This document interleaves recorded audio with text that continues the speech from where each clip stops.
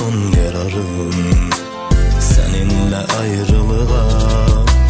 Xəyanət alovunda o sevgi yandı getdi, sənin günahlarında bizdən utandı getdi. Unudarsan hər şeyi, bəlkə sevib yenidən sevişməmizin dadını ala bilsən özgədən.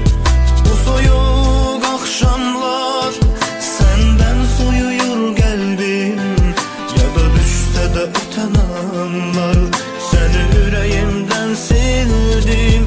Bu soyuq axşamlar səndən soyuyur qəlbim, ya da düşsə də ötən anlar səni ürəyimdən sildim.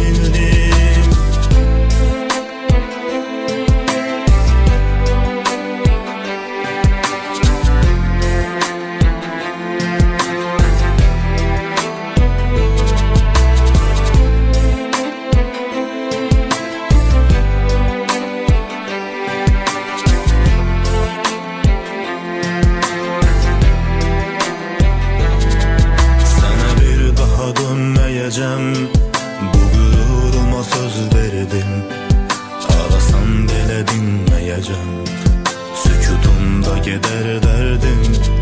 Səni əff edə bilməz ürək, daha qalmadı heç dəyərim. Zaman hər şeyi həll edəcək, bir başqası tutar